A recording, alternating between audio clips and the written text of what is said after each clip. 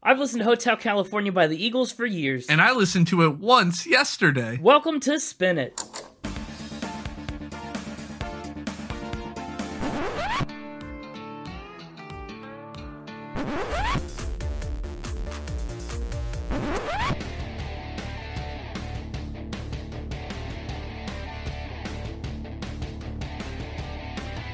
Hello, everybody, and welcome back to Spin It, the record ranking podcast for people who would rather be listening to music. I'm James, and with me is Connor. Happy Grammys week!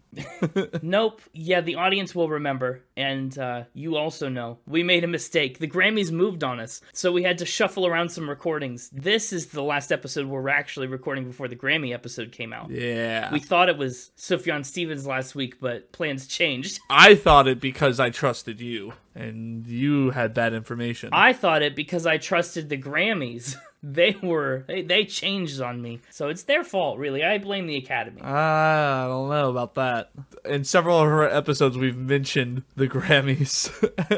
And when we were recording it, or how many episodes it's been since we did it. And it's all been wrong now. Yeah, it threw us off. But we'll be ready for next year. I will double check a little closer to the actual date, proposed date of the ceremony. Tisk tisk. But I've been so excited for this episode for a long time. Today we're talking about Hotel California and the Eagles. We sure are. Yeah. Now, Eagles music seems a little close to your wheelhouse, right? Oh, absolutely. I was going to say, you're a singles guy, but the Eagles have some really prominent singles. I know a lot of Eagles songs. So this album only has 9 songs, and I mean, one of them's a duplicate. Out of these 9/8, how many were not new to you at all? How many were not new to me? Yeah. How many did you already know? I guess is a more simple way to ask it. Yes, I knew them all. Oh, all of them. Cool. Yes. So it's another one like that. So that's why I was like, I had to clarify, because the answer is either going to be all or none based on how you phrased it. So I was like, I want to make sure I got it right. Right, yeah. Have you ever listened to the album before, though? Like, sat down and listened to... No. Okay. It's another one of those. First time for everything. Before I'd listened to this album, I probably knew 4 of these 9 songs. Okay. So by listening to the album, I got more than half of them. But it's been a long time since I had this album on the rankings list for the first time. Although Hotel California, I mean, I've been playing guitar for years and years, decade even at this point. And Hotel California was one of the first songs I learned how to play. One of the first Eagles songs I knew for sure. So parts of this album I've known for a long time. Fair enough. Yeah, but just because you know the Eagles doesn't mean you know about the Eagles. So that's true. Time to find out what you know. I'm sure you've heard of Linda Ronstadt, right? Yeah. Yeah, well, she's not in the Eagles, so... No. In 1971, Linda Ronstadt's working on her backup band, and that's the year she adds guitarist Glenn Frey and drummer Don Henley to the lineup. The two of them actually met at the Troubadour Club in Los Angeles, the same place that we mentioned helped kickstart Elton John's U.S. career. But they said, hey, you know what? This is pretty great. You and me, Glenn Frey and Don Henley, we're getting along. We think we could break off and form our own band. So they float this idea by Linda, and she says, ooh, give me a minute. I know some guys that you might want to talk to. So Randy Meisner and Bernie Leadon joined Ronstadt's backup band as well, kind of as a bit of a trial run. Actually, they only played live together for Linda once. And also in 1971, they joined up with Henley and Frey, and they joined Asylum Records before they even had a band name in mind. Nice. Yeah, it is nice. And impressive, actually. I mean, think of all these other bands that had to, like, grind and sell music in denim and do all kinds of stuff before they were signing record deals. But the name Eagles actually is a bit of a storied legend amongst the band. They came up with the name a couple months after signing in October, while they were experimenting with peyote psychedelics out in the Mojave Desert. Nobody is 100% sure how the name happened. They were chatting and it came up, it got bounced around. They're not really sure who suggested it first or who decided it'd be a good band name, but one thing we do know is that their band name isn't the Eagles. It's just Eagles. Yeah. So when we talk about them, I guess we still say the Eagles. But as you look them up and learn about them, like, they're just Eagles. Yeah. I mean, it's kind of like... I feel like the word "the" is okay. Yeah, it is. right? Because like the band is called Red Hot Chili Peppers, but when you're referring to them, you're going to be like the Red Hot Chili Peppers. Right, yeah. And then it's like that for so many other bands, too. Yeah, it's just like the word "the" is used to be like talking about this thing. Right, the definite article is inconsequential. Correct. Right. Well, that first four-man lineup produced 2 albums featuring some big hits like Take It Easy, Witchy Woman, Desperado, Tequila Sunrise, and more. Good songs. Great songs. Honestly, also very heavy on my personal playlists. I really like all of those. They worked pretty closely with Jackson Browne during this time, and they even opened for Yes, which is an interesting combo, in my opinion. I don't know if they mesh very well. Both great bands. I don't know how well they go together. No. No? Is that just a yes joke, or are you actually disagreeing? Yeah. Okay. Yeah, I don't miss those. Let's leave those in the episode 40-something when we talked about Yes. Yes. Yes. Leave the yes jokes back in episode 48. Yeah. But while they were on tour with Yes, the band was fortunate enough to play a little bit with guitarist Don Felder, who they nicknamed Fingers because he was such a good guitarist. What a nickname. They wanted to spice things up for their third album, so they decided to bring Don Fingers Felder into the band. And they did. He was a great fit. Their fourth album, One of These Nights, kicked off a great run for them in 1975, which brought about more singles like Lion Eyes, Take It to the Limit, and more. And actually, I think One of These Nights was the last song that played on the radio in my first car. Oh. Yeah, then the brakes gave out, and it was not worth trying to drive it again. Oh, no. Yeah, I know. I really took it to the limit. One of These Nights was their first of 4 straight #1 records. The Greatest Hits album that they put out shortly afterwards actually became the best-selling record of the century in the United States with 38 million sales, not even including any streams. And it actually remained the country's bestseller until Michael Jackson died in 2009, at which point Thriller overtook it. But who would have guessed the Eagles' Greatest Hits was the best-selling record in America for decades? Me, I could have guessed that if you gave me the answer ahead of time. Oh, well, that's not really a guess. It's an educated guess based on prior knowledge. So, yeah, maybe. At this point, Bernie Leadon decided to leave the band. And the Eagles said, okay, we need someone to replace this guy. Who are we going to find? And that is when they brought on famed guitarist Joe Walsh. He was a little more on the rock side, as opposed to the country rock kind of direction the band had been taking for most of their career. And he was more of a wild, free spirit, just a wild kind of guy. But in the end, he fit in with the band pretty perfectly, and his guitar playing really does elevate a lot of their work. And with Joe Walsh on board, in 1976, they released what would be their penultimate album before a lengthy, very tense hiatus, and that's today's album, Hotel California. It's the band's 5th album overall, and adding Joe Walsh to the lineup really does, rock it up. Even though it's still very country at its roots, it's got a few more branches into the rock territory. Don Henley talked about the themes of the album and the songwriting and stuff, and he says they're the same themes that run through all of our work: loss of innocence, the cost of naivete, the perils of fame, of excess, exploration of the dark underbelly of the American dream, trying to square the conflicting relationship between business and art, the corruption in politics, the fading away of the 60s dream of peace, love, and understanding. And he calls it a concept record, but he says it's more urban than their previous work, citing the way that California has a, quote, built-in American cultural mythology, which I think is kind of still true today. Actually, California's kind of got its own thing going on. It sure does. They're just doing their own thing. Yeah. Don Henley also claims the Eagles peaked on Hotel California. He says, after that, we started growing apart as collaborators and as friends, which is so sad. You and I, here's the deal. You and I can't peak on the Hotel California episode. We can't start growing apart as collaborators and friends after this. Already happened. Already happened? We're not even done with the episode. We're growing apart as we go. But no. By the time the episode's done, we will be mere memories to each other. Wow. That's so sad. Well, it was nice knowing you. Thanks for going on this journey with me. I'd say it was a pleasure, but I don't even remember if it was. That's how distant you are. Whoa. Wow.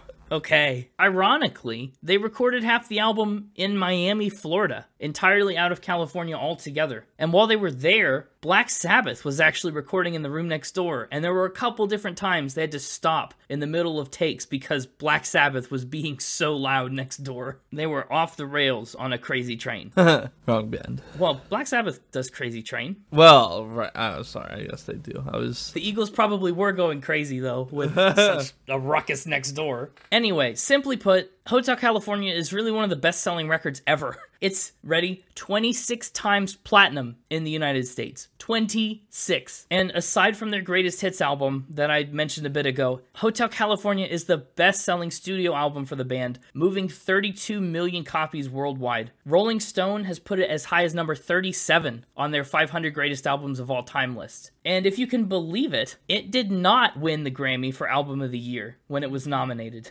Wow. That's crazy. Yeah, all that, and it didn't even win. It did, though, lose to a worthy opponent. That was the year that Fleetwood Mac's Rumors took home Album of the Year. Ah, that's fair. Mm-hmm. And it did, though, win Record of the Year and Best Arrangement for Voices Grammy Awards, and it was nominated for 2 other categories. So it did clean up a little bit. After the release of Hotel California, Randy Meisner left the band, and things started to get a little more tense. They replaced him with Timothy Schmidt, and they did a little instrumental work for Randy Newman before working on their 6th album called The Long Run. It was supposed to be a double album, so they invested a lot of time into it. It took them 2 years to make, but at the end of the day, they couldn't even write enough songs to make a double album like they planned to. Apparently, Crazy Train was the first single from Ozzy Osbourne's debut solo album. Oh, really? It wasn't Black Sabbath? I just looked it up to make sure. I googled Crazy Train Black Sabbath, and it says the album's Crazy Train and the titular single were on Ozzy Osbourne's debut solo album, released in 1980, Blizzard of Oz.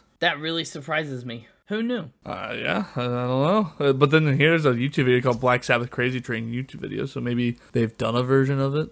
Or performed? Yeah, I don't know. I don't even know. I've not yet listened to Black Sabbath or Ozzy Osbourne in depth. I would have guessed it was Black Sabbath as well. Well, I'm glad we're in the same boat.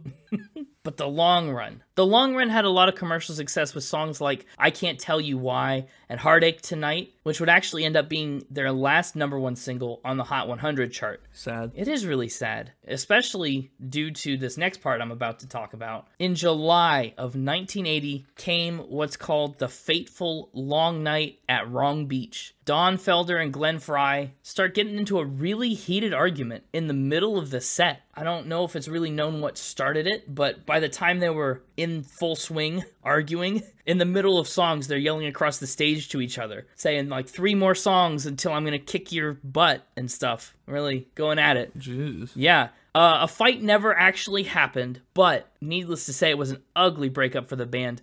Don Felder rushed off stage after the set was done, smashed his guitar, and stormed away, just left. And that was kind of the end of things. One really tense performance, and that was it for the Eagles. They all took up solo careers after that, or most of them did. You might know a couple of the more famous songs from Don Henley and Joe Walsh, like Dirty Laundry, The Boys of Summer, or Joe Walsh's Life's Been Good. Yes, I do know those songs. Yeah, I thought you might. Pretty popular. They got around. When he was asked if the band would ever reunite, Don Henley would frequently say they'd get back together when hell freezes over. And in 1994, 14 years later, wouldn't you know, they got back together for the Hell Freezes Over tour and subsequent live album. I saw that when I was doing just a little bit of prep for the episode, and I thought that was hilarious. I know, it's kind of genius. And of course, since they left under tense circumstances, those didn't just go away overnight or over 14 years. They had another kind of ugly conflict when Don Felder was fired from the band, and he decided to file lawsuits against both the Eagles as a band,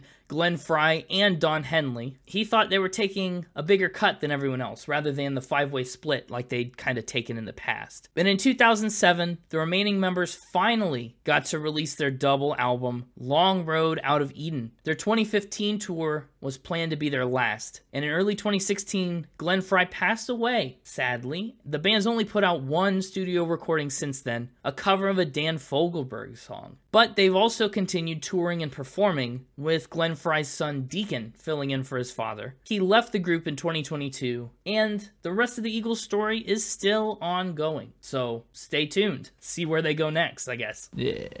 Yep. And, you know, the Eagles, if you haven't figured it out yet, they've been a pretty notable band in American history, country rock history, whatever you want to say. And they've got the awards to prove it. Career-wide, they've got a ton of accolades. In 1998, they were inducted into the Rock and Roll Hall of Fame. In 2001, they made it into the Vocal Group Hall of Fame. And here's a fact that I really did not know. They were nominated for the Country Music Association's Vocal Group of the Year 4 times. Really? They were up for CMA awards, yeah. Huh. And they received the Kennedy Center honors in 2015, but did not get a chance to actually hold the ceremony until after Glenn Frey had passed. Oh, I see. Yeah, but that's all I've got, and now I'm afraid. Now is the point in the show where I fear. How's the mixtaper doing? Did he go out to the Mojave Desert with some peyote to come up with good spins this week? Boy, I hope not. Well, we sent him all the way out to Illinois last week with his blimp, so you got to do a nice little road trip. Yeah, that was a whole ordeal. I'm sure it was. Let's get him on in here. Okay, yeah, let's. Hey, it's me, the mixtaper. Hey, welcome back to the show. I hope you're having a great week. How are you? I'm doing great. Just living my little mixtaper life. Oh, I'm glad to hear it. You know, still haven't lost this season. Yeah, 2023 has been lossless for you, but only because, and I know I'm putting a lot of pressure on myself by saying this, only because the Grammy episode hasn't been recorded yet. Oh, man. I know I'm going to crush that one, so. Oh, no. We'll see how this week goes. Yeah, let's start here. If I can deal you a loss this week, then the Grammy episode doesn't even matter anymore. Well, it does matter because you'll want to know how long the streak lasted. You can dash my streak way earlier if you win the Grammy one. I mean, honestly, I just try and win every week. Fair enough. So I'm going to continue to do that. But also, 2023 has just been a bad year for me. Well, let's hope that year continues with my first fact. Pick a number 1 through 4. Back to this.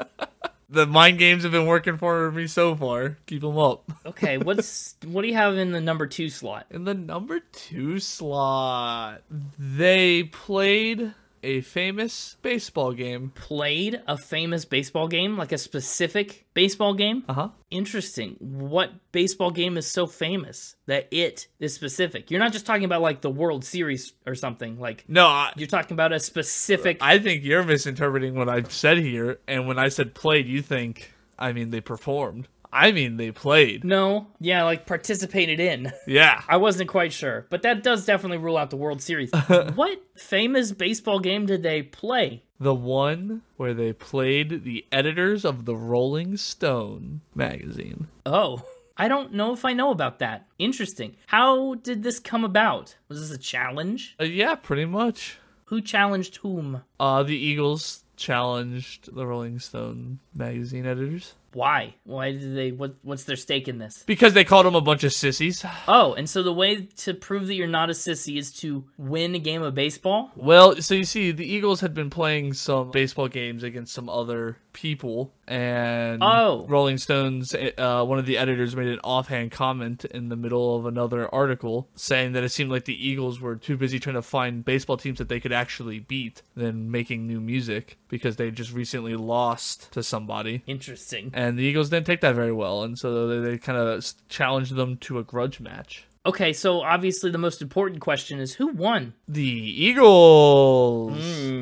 Surprise, surprise. What was the score? Was it like a blowout? I don't know if I'd say blowout, but it was not close. Yeah, that doesn't surprise me. It was 15-8. That's not close. Yeah, no, that's going to take you a couple Grand Slams to get back from. The writers said, in reference to Joe Walsh's solo album, and he said the rest of the Eagles on their first vacation in 3 years seem more interested in finding a softball team they can beat, having lost in recent weeks to teams fielded by Andrew Gold, Jimmy Buffett, and employees of several San Francisco radio stations. I'm not convinced Jimmy Buffett could put together a winning softball team at all. Oh, I see. To be fair, you're correct in that because the Eagles clapped back with what you failed to mention is that The Eagles won 2 out of 3 games against Jimmy Buffett. Anytime you pencil-pushing desk jockeys want to put on your spikes, we'll kick your butt too. But they didn't say butt. Nice. No, I didn't figure. Anyway, this insulting banter went back and forth for a time before they finally set up a date to play one another. When was the game? In May of 1978. Nice. Well, the Eagles only have 5 members. Did they field a team like with, I don't know, producers and road crew, and like, did they get a full team, or did they just play 5 on however many? Yeah, no, they each fielded extra people as needed. Got it. I think this is a fact. I think this sounds true enough. It's got a lot of fleshed out details, and I'm sure they would be plenty competitive in a situation like this. Going with fact. Yeah, and I'm a little worried about it, I'll be honest, but what am I going to do? Change your answer, but you're not going to do that.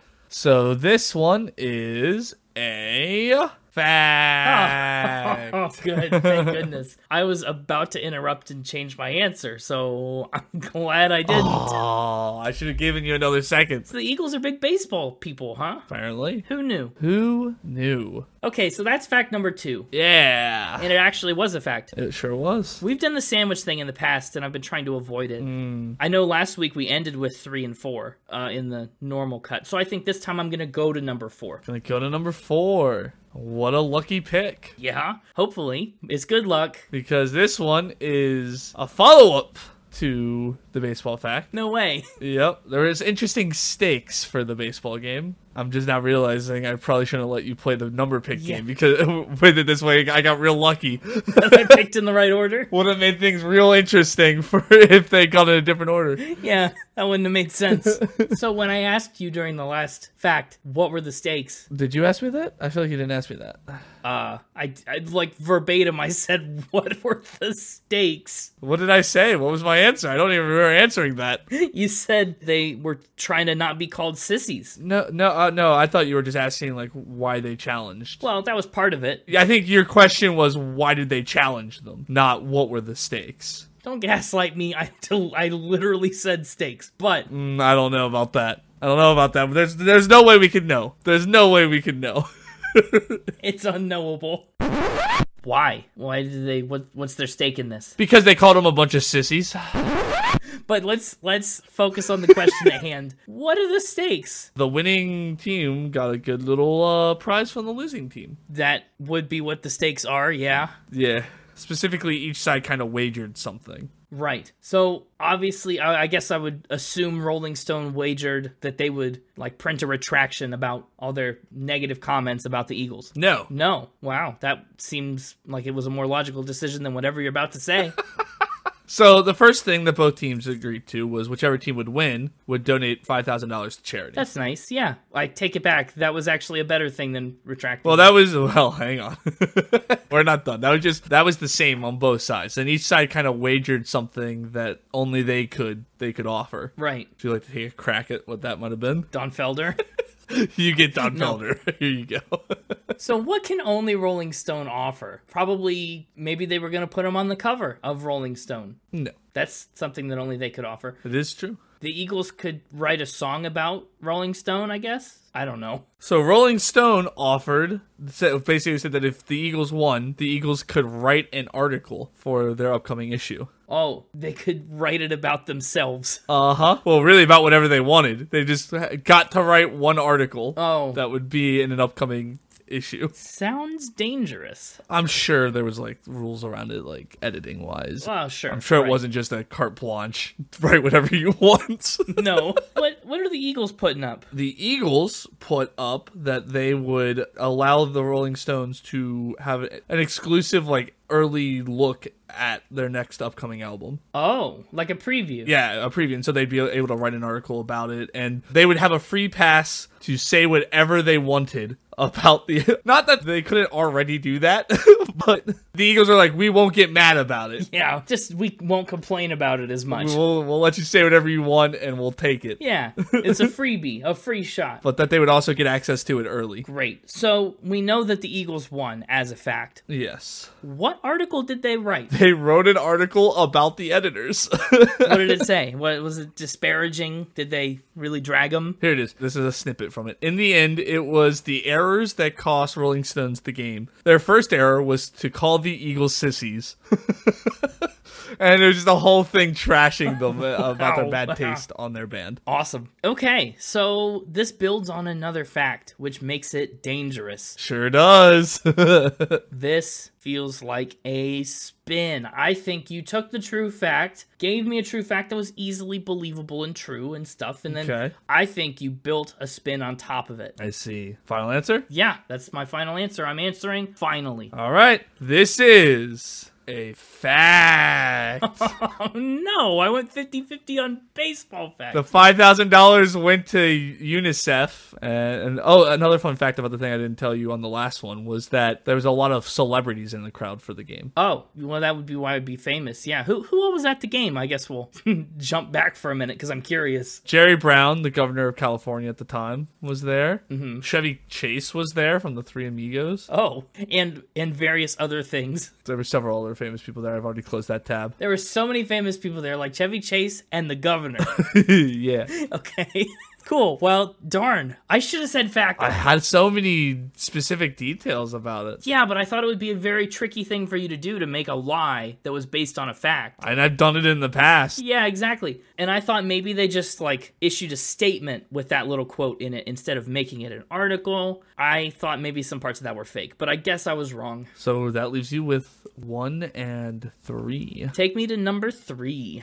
Don Henley brought his own mattress on tour. Well, now we're getting into it. That's so interesting. Why did he do this? Was there not a mattress on tour that was good enough for him? Did he want like a specific firmness or I don't know? Well, you know, the rock and roll lifestyle, it can be pretty rough. It sure can, yeah. You know, traveling from place to place, sometimes having to sleep in uncomfortable places as you're going from place to place. Yeah. It's hard to get a good night's sleep. Sure is. Unless you don't want to deal with all that. And so you force your crew to lug around a king-size mattress and bed frame for you. King-sized? And bed frame? Yep. Don, please. What's the Eagles touring situation? Are they on buses? Are they in a van hopping hotel rooms? I really... Well, this was specifically for the Hotel California tour. So successful, late in the career. Yep. Probably at least tour buses. But buses aren't that big. No, so they had to tear it down and set it up every single time. And you've got a lot of band members to consider. Where'd they put it? Was there a designated space on the bus for it? I would assume if it was a bus, they'd like in the under storage. Like where they store the equipment and stuff. I don't know. I guess if it fits in the bus, it fits in the bus. You know? I don't know. All I know is that they had to not only set up his drums, but his king-size mattress and bed frame. And then took it down every night. Yep. What happened to all the sheets that they had to change? I know Don Henley hates dirty laundry. Why this tour? I mean, did he do it after the Hotel California tour? Before? It seems excessive. This was the first tour, and it was just to get a good night's sleep. He was sick and tired of... Did anyone else? Nope. But no one else in the band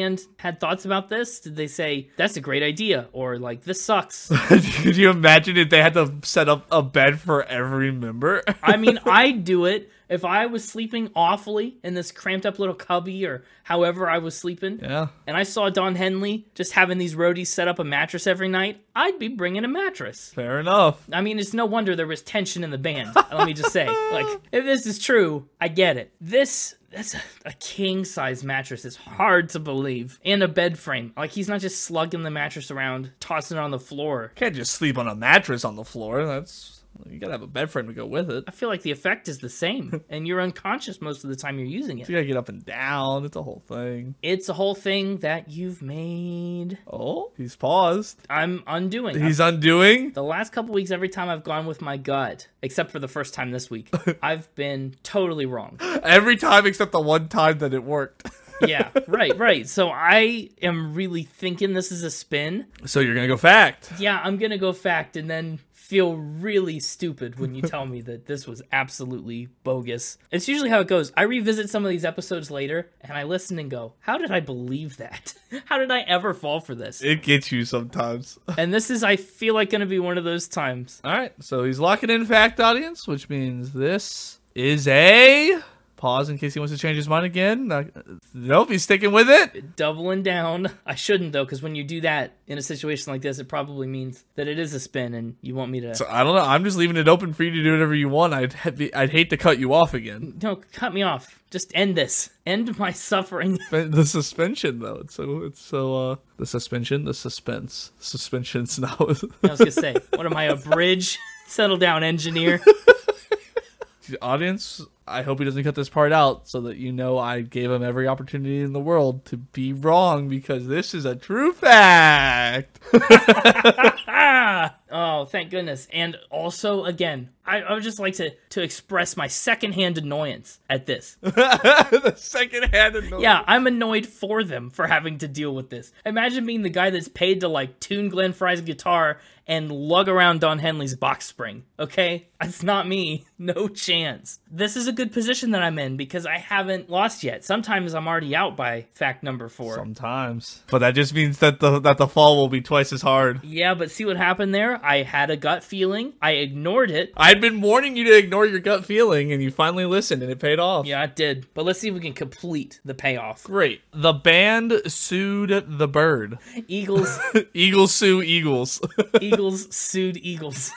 Awesome. The actual bird? What for? The human endorsers of the bird. The human representatives for the birds. Who represents Eagles? The foundation that owns www.eagles.org. Eagles.org. And its corresponding telephone number 1-800-2-Eagles. I see. So Eagles didn't sue Eagles. They sued Eagles.org. Which was owned by a nonprofit dedicated to saving the endangered birds. Right. So why is this a copyright infringement thing? Did they want Eagles, the phone number? Yeah, they say that the foundation infringed on the Eagles' names and image to try to turn a profit. And image? Did they use the Eagles, band Eagles image to promote Eagles the bird?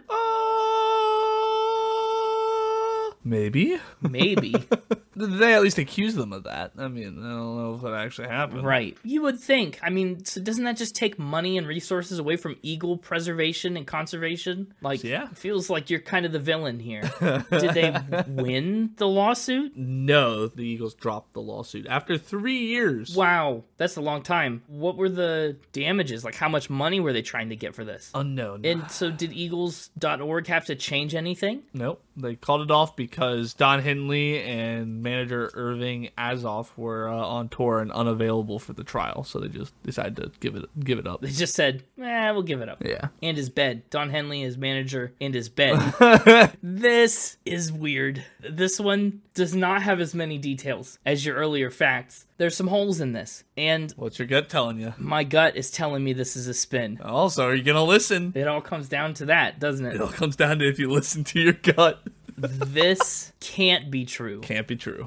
And it's a fact. You're going against the gut. Yes, I am. Because if this is true, that makes this an all-fact week. Something you haven't... I mean, I guess you did that in the Elvis episode. You've done it pretty recently, but you don't do it often. I don't do it often. Anyway, I'm locking in another fact. I think the Eagles sued the Eagles.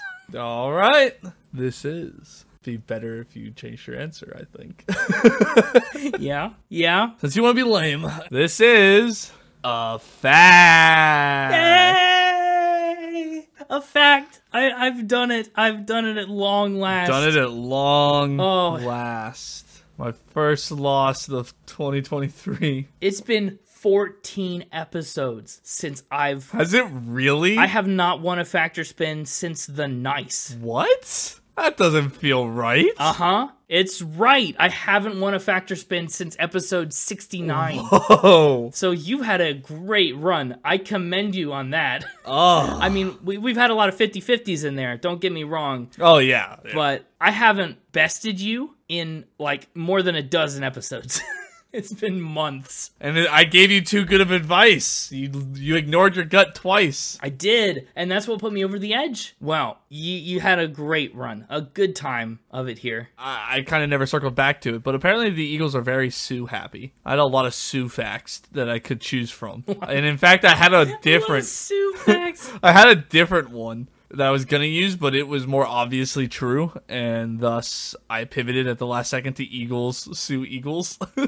that I didn't have a lot of information on. That's pretty good, though. I like that. It ended up being really good. What other kinds of lawsuits have they undertaken? They sued a hotel that opened that called themselves Hotel California and were like claiming to have a connection with the band's song. Oh, yeah, that's a no-no. Apparently they've got like 60 people whose job it is at the record label to do nothing but like file copyright infringement takedowns on like YouTube and other platforms. Oh, wow. And then the fact that I was actually going to originally use that I thought was really interesting was that Don Henley, back in like July of 2022, 3 men were charged with the possession of Don Henley's stolen manuscripts from the Hotel California album. Oh. Like 40 years ago, his manuscripts that contained Don Henley's handwritten lyrics and notes for the Hotel California album were stolen by somebody who was supposed to use them to start writing a biography or something. And they were sold and they were never found. And then they popped up because these people who had gotten in possession of it tried to sell it, and Don Henley found out and sued them. And they tried to claim that they like owned the rights, who made up all these stories about how they came in possession of them legally and all this stuff. And so they've been brought up on charges. Yeah, it doesn't check out. Crazy story, really, really interesting, but obviously going to be true because of all those details. And so I was like, on something this important, I can't go with that. Pivot to Eagles sue Eagles. I think I have heard of that, so we would have been in about the same boat. Yeah. And I was afraid of that too. I was afraid about that and the baseball fact, actually, that you might have known. No, yeah, I had no clue about the baseballs or the mattress. It's been a while since I've had to go sulk in the untrue for 53 hours to cope with a defeat. Yeah. But I'm off to the untrue to cover myself in silverware and take a nice defeat nap. Yeah, sleep it off. Sleep it off. We'll see you next week for a chance to bounce back and really redeem yourself. All right. And until next week. Yeah. Welcome back, Connor, and I'm saying welcome back while acknowledging that you've been here the whole time. Thank you.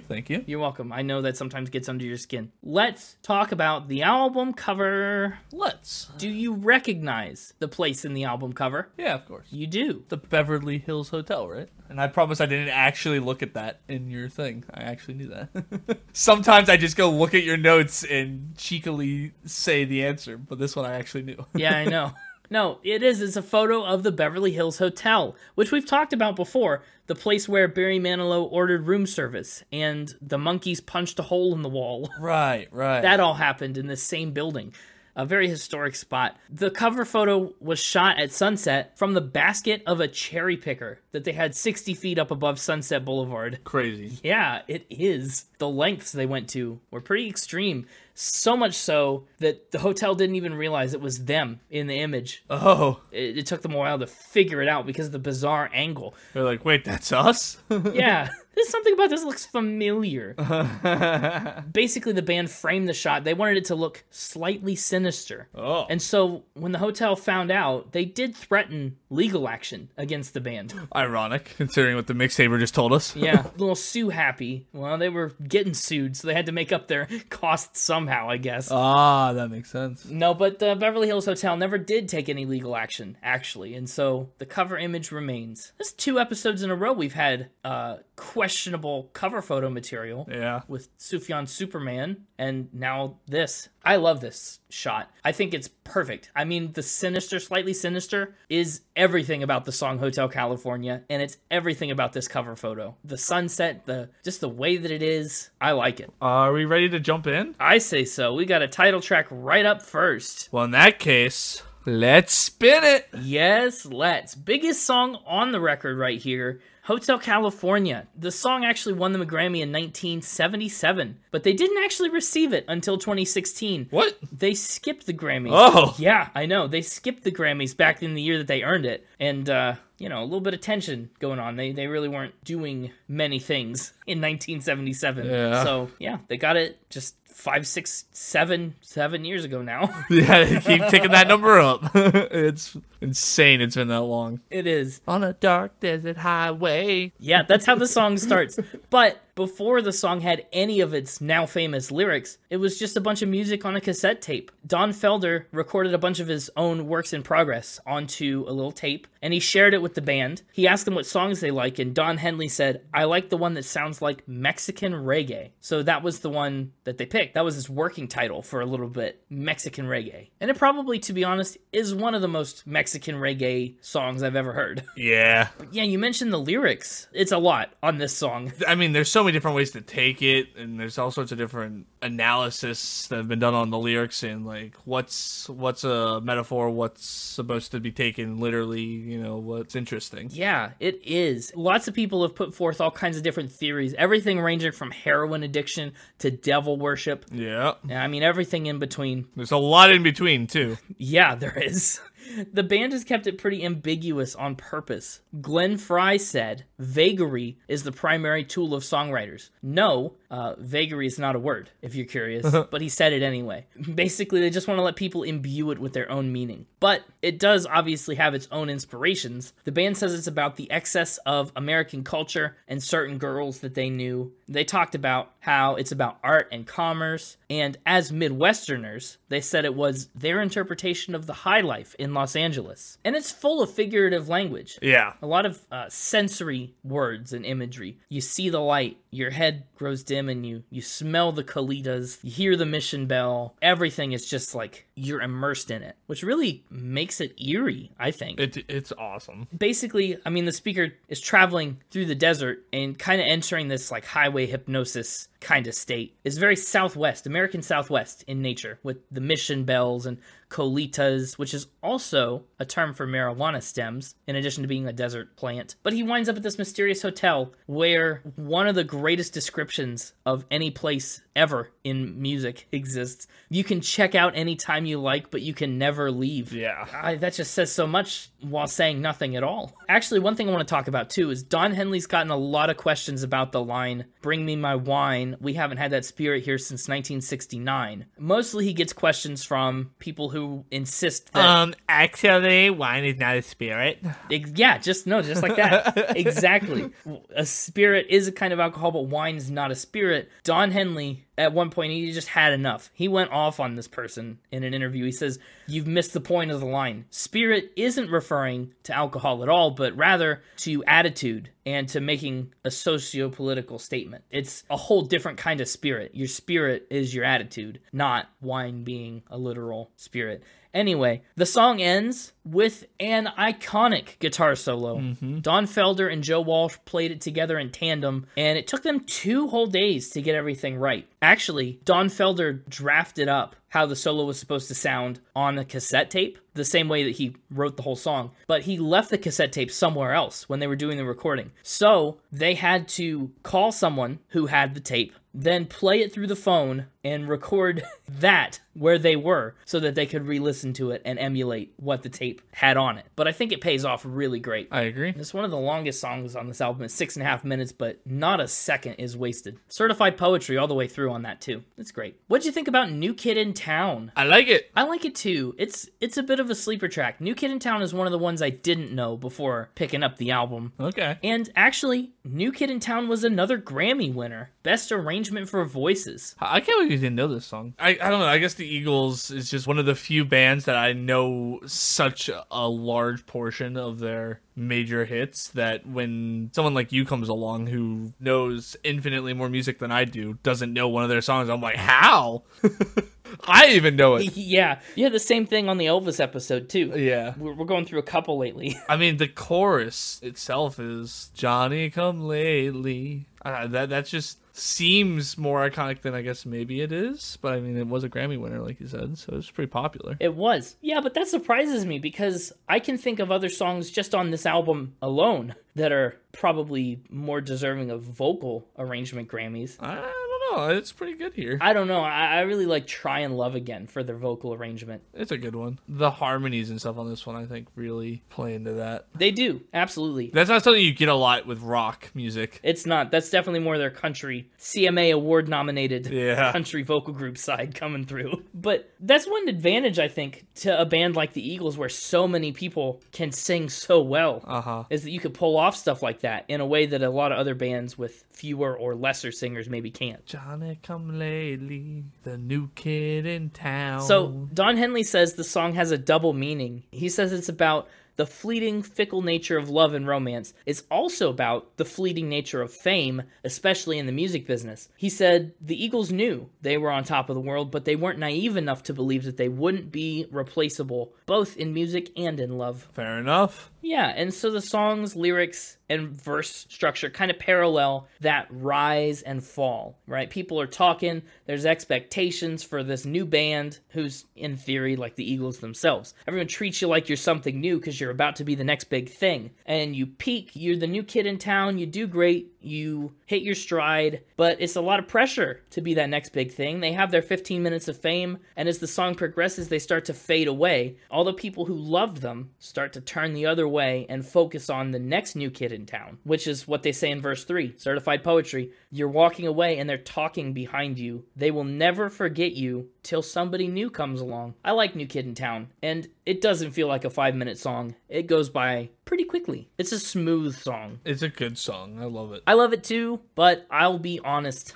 I do not love it nearly as much as Life in the Fast Lane. Absolutely not. Yeah. But man, Life in the Fast Lane, that's not even a fair comparison. If you turn on any radio station to a classic rock station, you have like a 60% chance of this song being the one playing. This is such a staple on the radio. Yeah, it absolutely is. It's so good. And like Hotel California before it, it's all about living to excess, to a dangerous degree. Sex, drugs, rock and roll. And again, it just highlights how good they are at writing lyrics. Yeah. I mean, I've always been a fan of rock music. This kind, not like heavy metal or some of the other stuff we've done that I didn't care for, but this kind of country rock, but also just kind of classic rock. Yeah. I mean, you talked about your high school car. I did. My high school car didn't have the ability to hook like my phone into it or anything like that, and I didn't really own a lot of CDs. No, but you played Michael Bublé. That had Michael Bublé. That was pretty much one of the only ones. So when I wasn't listening to that, and I'd always had to, like, you know how you can have to program like up to like 6 radio stations or whatever that you can just quickly get to. Yeah, I'm familiar with the concept of preset radio stations. 4 out of the 6 of mine were the classic rock stations. No, same. That was what I grew up on a lot. So every time you switched to a new one, there was a 60% chance of Life in the Fast Lane. Well, and that's what I do too. Because anytime they like go to a commercial or anything like that, I just flip over to one that wasn't. Yep. But yeah, I mean, just some of these lyrics, I got a little distracted from that. Just looking at verse 1 here. In the heart of the cold, cold city. I mean, that in itself, when you take it and couple it with his descriptions of him being brutally handsome and her terminally pretty and all this other stuff, and then just using the word cold and heart in the same sentence, even in this flipped version, kind of gives that cold-hearted implication to the song. Yeah, absolutely. It's dangerous and deadly, and they're living it up despite everything around them being awful. And then the line, she'd say faster, faster, the lights are turning red, is just... It's a couple layers deep in Entendre. Yep. It's like an onion. This is an onion song. Or at least an onion lyric. Yeah, right. No, it's all about, it's sex, drugs, rock and roll, and... Heck yeah. So since that's the subject matter of the song, and since the band was sometimes, doing a couple drugs during this time, the song actually physically stressed them out, and it was hard for them to listen to because of the energy and the attitude of it. Glenn Frey said listening to the song messed up my back muscles, my nerves, my stomach, and it made me paranoid, which just goes to show how much of their own experience they wrote into this song. It was written by Joe Walsh, Glenn Frey, and Don Henley, and as Glenn Frey tells it, he's the one that picked out the title. He said, I was riding shotgun in a Corvette with a drug dealer on the way to a poker game. I mean, nothing is more Life in the Fast Lane than that sentence right there. I got whiplash from that sentence. It was going so fast. I know. He said, next thing I know, we're doing 90. I say, hey, man. He grins and goes, Life in the Fast Lane. So the title, allegedly, was inspired by Glenn Frey's Drug Dealer on the way to a poker game. And you were talking about iconic sounds, the dibba-dibba-doo-ba-da-doo-doo that this song does. I think everybody can recognize that. Absolutely. That's one of those things, even if you're not a fan of this genre, you at least go, oh yeah, I've heard that. I don't know what it's from, but I recognize that riff. Yep. That riff actually comes from Joe Walsh. It was a little practice exercise just to like warm up his fingers and get himself ready to play guitar. He was running it over and over while they were sitting around trying to write songs, and they went, oh, like, we like that. What can we do with that? So that's the main riff that you hear at the very beginning and all the way through the song. Real fast point of clarification. Do I get all my picks this week? I don't remember. Yes, you do. Don't worry. I couldn't remember how badly Past Connor had screwed up Kurt and Connor. I warned you on Hippocampus that you'd want all your picks for Sufjan Stevens, and you did, but you did not exceed your 4. Because of the fact you also warned me I'd want them this week. I did. I knew you'd want these ones. I'm glad I heeded your advice. Yeah, so plan accordingly. This is the week of good advice. Yeah. Life in the Fast Lane is a great song. Pull it up, listen to it. You will not regret it. It won't be wasted time. But the next song will be. I was about to make the same joke. Ballad time! Ballad time. Absolutely the biggest ballad on this album. And as a matter of fact, it gets tracks 4 and 5. Yeah. But we'll start with track 4. Wasted Time. I assume this is one of your favorites. What makes you say that? You just yelled ballad time, and you're the ballad guy. But it's ballad time. It is. The music on this one is really good. It is. So good. And actually, that sound, the big string section and the way that it's composed, was inspired by a lot of the songs Don Henley and Glenn Frey were listening to and loving out of Philadelphia. That's the kind of music that was being made in that part of the country. And so they wanted to kind of emulate and encapsulate that spirit in Wasted Time. It's a breakup song, as you might guess from the title and just the nature of it. Don Henley had just gone through a breakup himself, which is what inspired this. We're entering the story right after the breakup has happened, and it's this very long relationship coming to a close. So the speaker, talks about how he feels like he's invested all this time in getting to know the other person, and now that you've broken up, it's just wasted time. It's gone, it's not coming back. Kind of a bridge burned. And I think that's a really relatable emotion that they put very well. Yeah, it does, yeah. And I love the way that they convey that it's such a lost, helpless kind of feeling, right? And he says she don't care much for a stranger's touch, but she can't hold her man. Like, all she wants to do is just be with this guy or be held by anybody, but a stranger's not going to do it, and she's lost the only person that she felt comfortable with, which sucks. Yeah. And they convey it. It's just beautifully constructed. The lyrics, phenomenal on this album, really. I honestly anticipate lyrics should be one of your higher scores. I'll be disappointed if it's not. So noted. You gotta wait till the end for that. Well, do you want to waste a little more time? Because if so, we can move on to track 5 and talk about Wasted Time. We could do that in a second.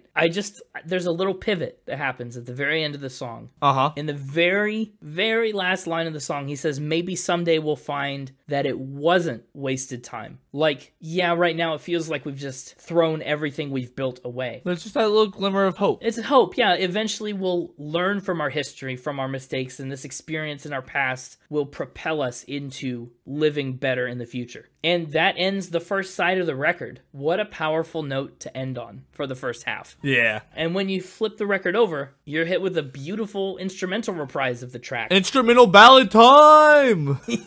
Yeah.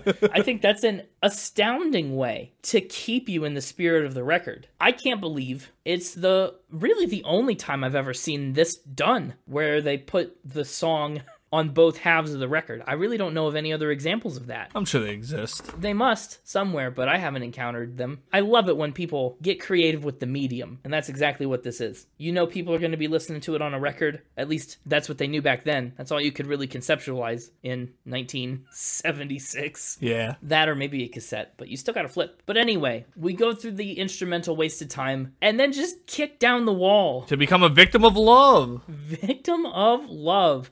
On most original versions of the vinyl, there are words that are etched into the runout grooves on the record. Oh, really? Yeah. Side A says, is it 6 o'clock yet? And then side B says, VOL, is 5-piece live, which is their way of informing the listener or the record owner that they recorded the instrumentals to Victim of Love as one band in a single take. That's awesome. It is so awesome. What a song. It's 4 minutes that just rips right through you. Victim of Love has one of the strongest starts on this album. Yeah, it's another very popular radio play. As it should be. If you listen to the instruments on this song, the fact that it's all live is mind-boggling. Is astounding. It is. But the same can't be said for the vocals. A little bit of controversy there. It took them a million tries on those. No, but it took them more than a million tries. Don Felder was slated to take the lead on this song, and he started trying to sing the vocals, and he sang and he sang and he sang. He sang his heart out for an entire week. He worked on the vocals. And then they were just like, "Nah, you suck." They were like, "No,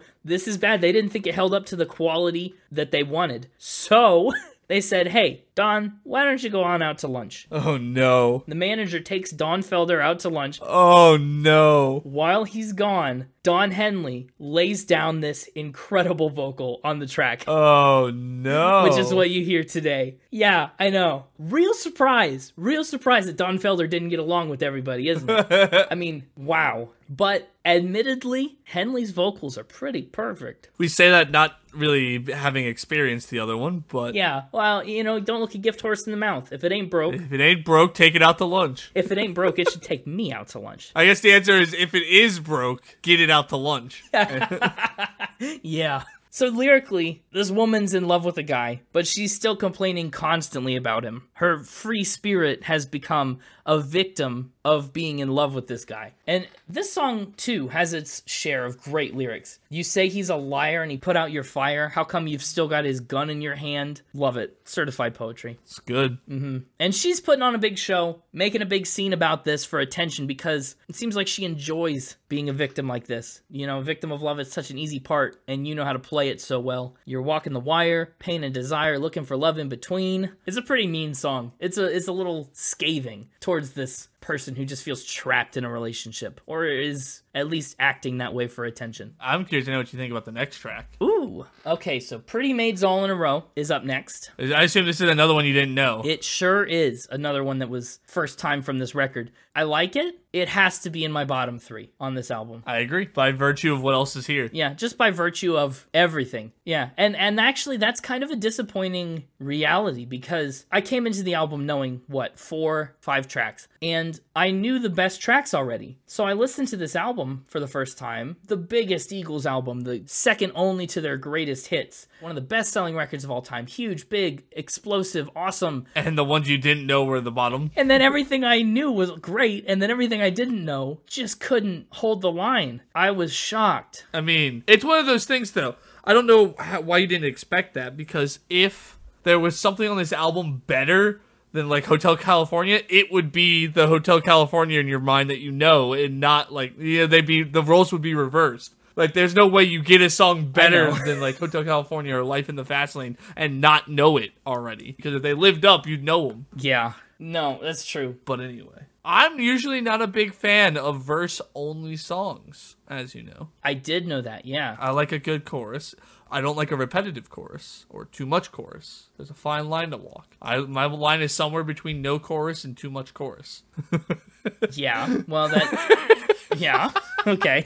But I really enjoy this. I think, and it's the, like, not counting the reprise of Wasted Time, it's the shortest song, and I like it. I like it too. It's fine. Pretty Maids All in a Row is the very first Eagles track to feature Mr. Joe Walsh on the lead vocals. Okay. Yeah, and again, the fact that everybody in this band sings is just such a great tool for them, because it lets them do so much with their style and their sound, and it keeps everything extra engaging. I'm surprised more bands don't do that with how successful these people were. You're right. I don't know. It seems like a thing you'd want to pursue and try out. We've had a couple bands where everybody sings. I wouldn't call it uncommon. No. But it's definitely a bit more of a rarity, especially in modern music. Yeah. But it kind of feels like we get different perspectives, or at the very least, it sounds like we get different perspectives from track to track, because so many different people are heading things up and singing each time. The song's about old friends meeting up after a long time apart, so that's the conversation that picks up in the lyrics. It seems like we've come a long way. I love the line, heroes, they come and go and leave us behind as if we're supposed to know why. That's a good one. It's so pretty.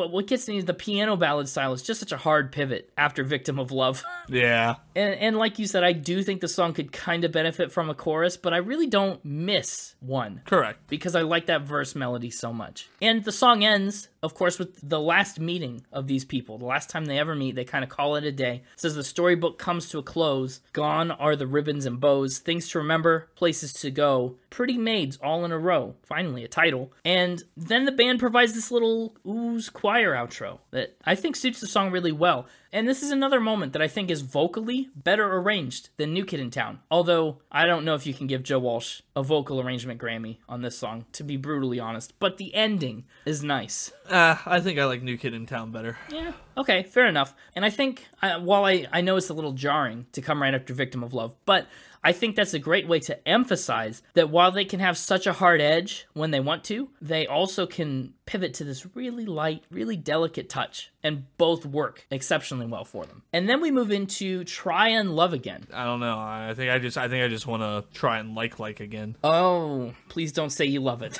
I think this is an awesome song to follow up. You know, the last song ends with two people parting ways and kind of giving up with each other. And after things kind of come to an end and are all wrapped up all in a row right there, you have to move on. You have to get back out there sometime, and it kind of contrasts that hard ending with the excitement and anticipation and worry about new beginnings on Try and Love Again. Some of the song's stronger points are its music and its vocal harmonies. Mm-hmm. The song's full of major sevenths. I love them, and it's got a heck of an opening guitar line.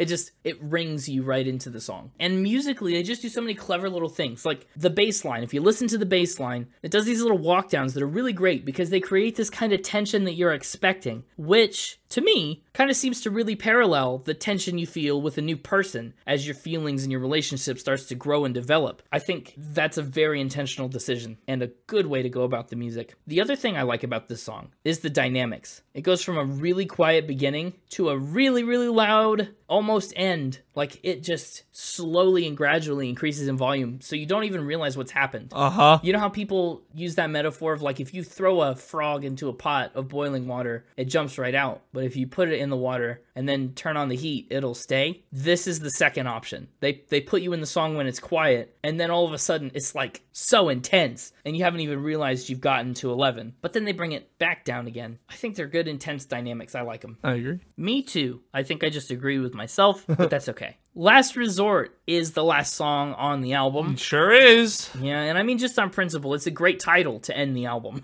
because, you know, it's the last one. And also, it's the last resort. So it's the last one. You know, they're at their last resort on this album that's filled with all sorts of drugs and life crisis songs. And also just, you know... Yeah, and Hotel California. Hotel California, like a resort, exactly. You know, it's firing on all cylinders. It is.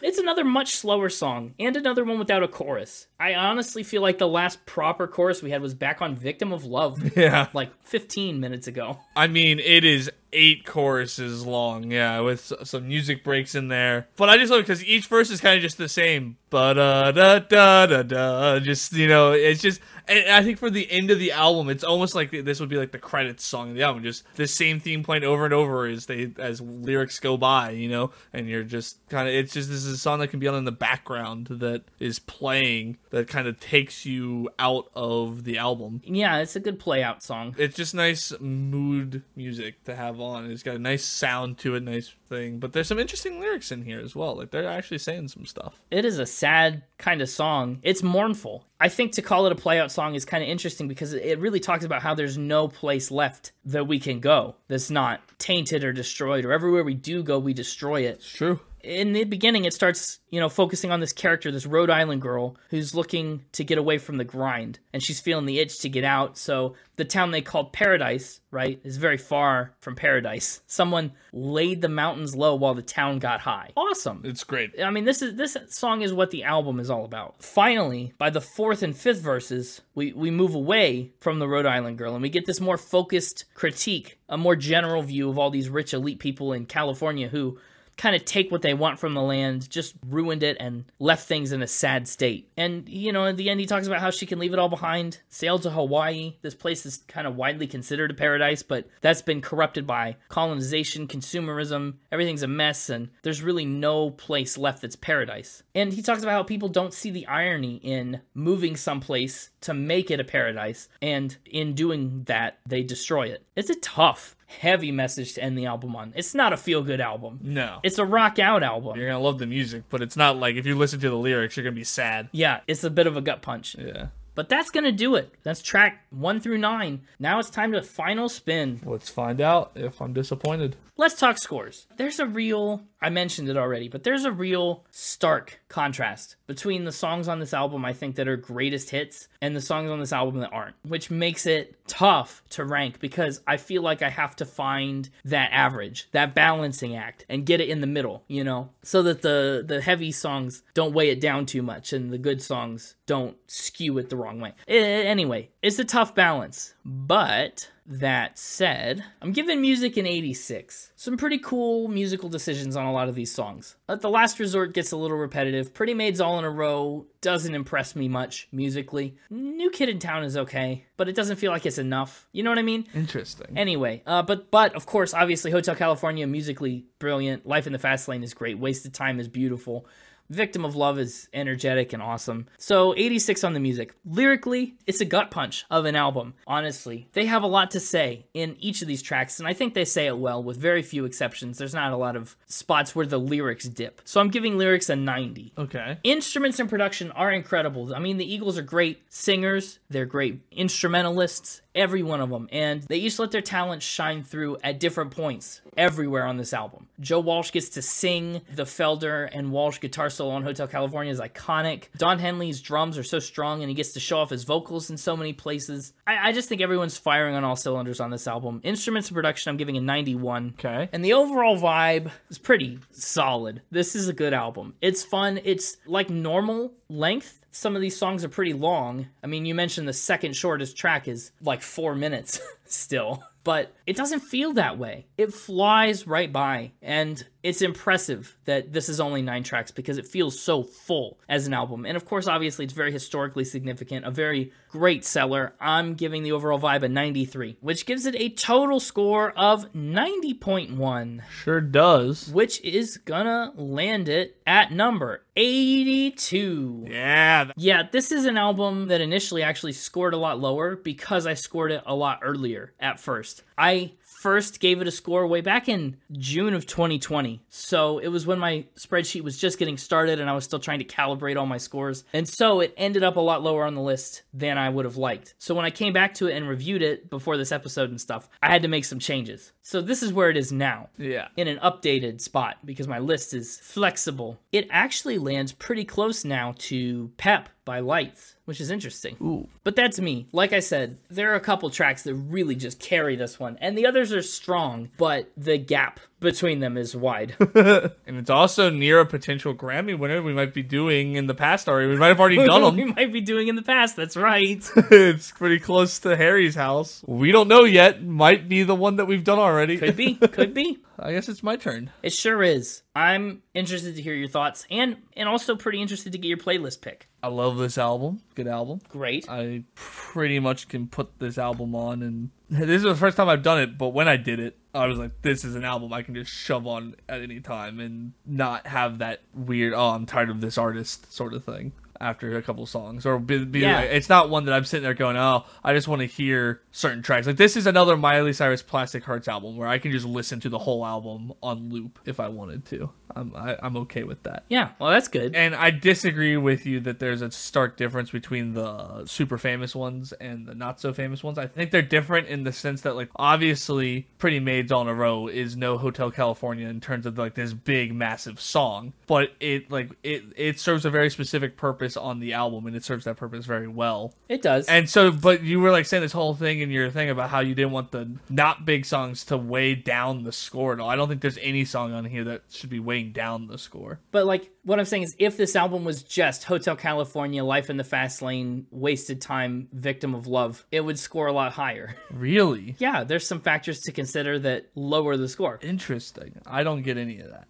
To me, I don't know how it would score, right? Because I feel like some of those smaller tracks add so much depth to what the album is telling as a whole and everything, and that it adds to what the album as a whole is trying to say. That would be missing if it was just the Grand Slam tracks. And so, like, to me, that would hurt the score in a way. So, like, I think they would almost equal out. I mean, that's true, too. That's just me. As for my top 3 Right. in album order, do I need all my picks for next week? You get to take more than half of the album, basically. Not quite. If you mush Wasted Time and Wasted Time together. Oh, I'm not, because they're 2 separate tracks. Okay. Yeah, that's true. They are. If I can mush them together, then I get to take them both if I want to, and it only counts as 1. Are you taking both? Let's find out, I guess. Let's find out. Well, do I need all my picks for next week? Oh, go for it this week. So in that case, in album order, Hotel California, Nice. New Kid in Town, Yeah. Life in the Fast Lane, Wasted Time. That's 4 of the top 4 here. Yep. And then skipping Wasted Time Part 2 to go for Victims of Love. Oh. So if you mush them, I would have had the entire first half of the album. Yeah, you would have. The first 6 of 9 tracks is what you would have had. Well, 5 of 8. 5/8 instead of 2/3. Yeah, I don't fault you for that at all. Obviously, the closing 3 tracks of this album are maybe its weakest point, which is sad. And honestly, I think why I initially scored it so low. Again, it's not weak in the sense that they're weak. It's just they're not... Weakest. It's all comparative. They have plenty of good value. And I wouldn't want to change the order, I don't think. I think the order is pretty spot on. Yeah, oh yeah, like I said, I love that. Falling from Pretty Maids All in a Row to Try and Love Again. Yeah. They make sense back to back, and The Last Resort is a great closer. As for playlist pick, I don't know. This is another one I think we need to pick by committee. Is there any way we can get away with not picking Hotel California and Life in the Fast Lane as our 2? I feel like we're kind of stuck. How do we not put those 2 on the playlist? I actually almost would rather take Victim of Love instead of Hotel California. Over Hotel California?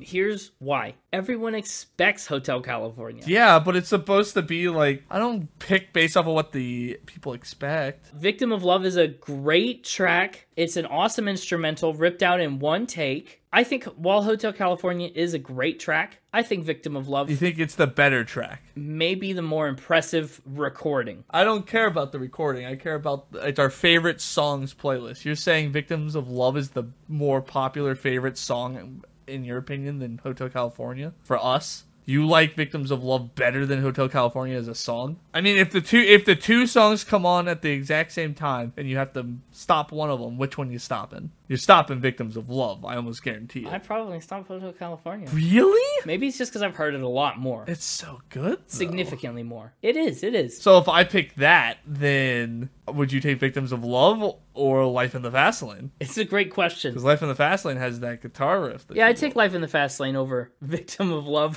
I think Hotel California and Life in the Fast Lane is my vote. Okay, well, I don't want to put any misconceptions out there that I have a problem with that, because that's fine. Sounds like you have a problem with it. Hotel California has one of the best guitar solos we've talked about, full stop. And it tells one of the best stories. I mean, I think Hotel California's got the better story and all the metaphors and everything. It does. Honorable mention to One Take Victim of Love. It's unusual. And if this was the Spin It Unusual Songs playlist, then I'd agree with you. Fine. So I'm picking Hotel California. Fine. You can, I think you've said you're going to take Life in the Fast Lane in that scenario. And those will be the 2. Works for me. As for my unit, What, did you give it a score? no.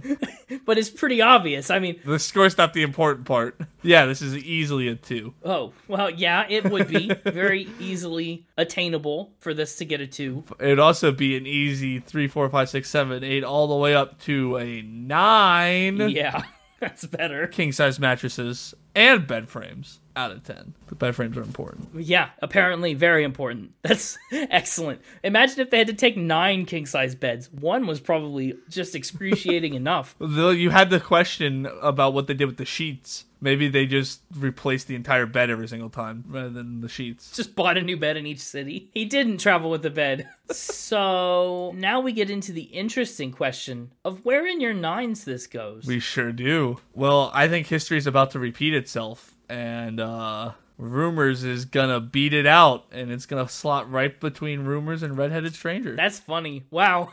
Rumors took the Grammy from it, and now it takes the Connor placement from it. Yep. History repeats itself. Wow.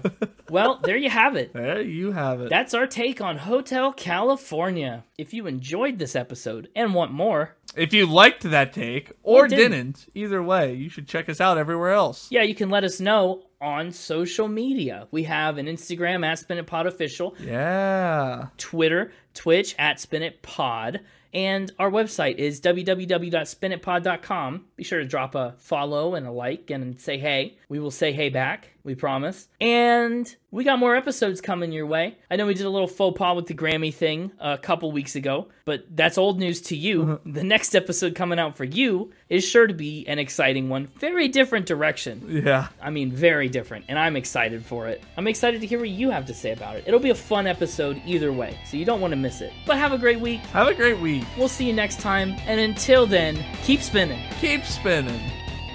Is there anybody we could sue? I just want to jump on the Eagles suing craze. Who do we have grievances against? Well, if we follow in the same logic, we can do spin, sue, spin. Wheels? Can we sue Wheels? Wheels. Just the entity Wheels. Yeah. Hang on. Hey, is there a wheels.org? Checking the same thing.